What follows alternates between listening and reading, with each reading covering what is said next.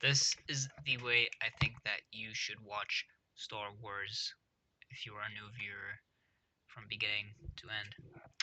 And hear me out. So, whenever my friends watch Star Wars, like we usually watch the originals and then the prequels, and after that, after like that super just, like good experience of the originals and prequels, we have to go back to Clone Wars. The thing about that is, it's like for them, they don't see how the Clone Wars could tell them.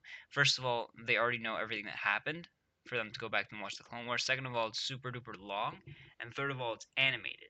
So they're not used to these three things, and they will likely stop after watching the originals and prequels and not go on to the Clone Wars. That's how well, some of my friends have gone.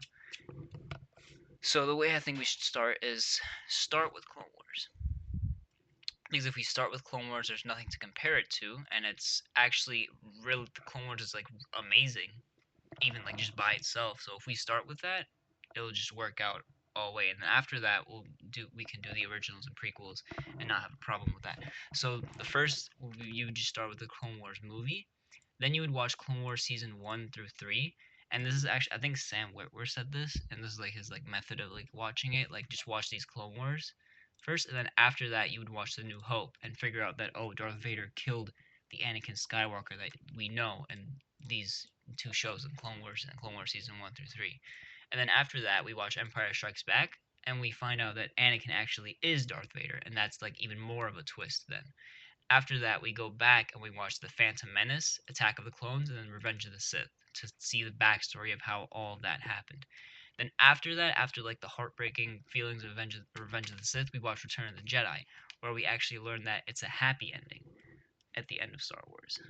And after that, we can continue with the Clone Wars, where then there'll be more motivation to watch it, and it'll be seasons 4 through 7, which are like now that we've seen Phantom Menace, season 4 through 7 can be watched because that's when Darth Maul returns, and they'll understand who Darth Maul is and like his legs and everything.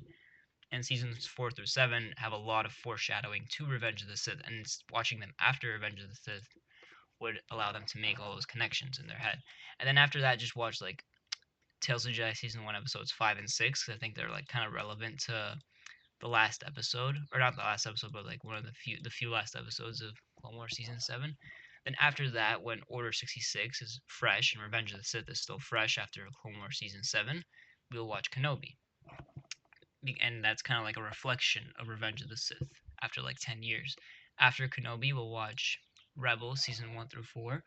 That's where they'll get Maul's death, and then and then the last show they should watch is Maul Shadow Lord, which then actually shows like more of Maul's backstory. Even after we already know how he dies, we know that he's like has an ending. We'll go back and watch Maul Shadow Lord, and Maul Shadow Lord is like a super like good action packed show, and that'll be like a really good note to like leave off on after all this. And you'll know that even like Maul Shadow Lord ends with like Darth Maul wanting to train Devon, and it ends there. So you'll know there's like more. Like after all that, there's still more to Star Wars, even after like the super amazing hit show like Maul Shadow Lord.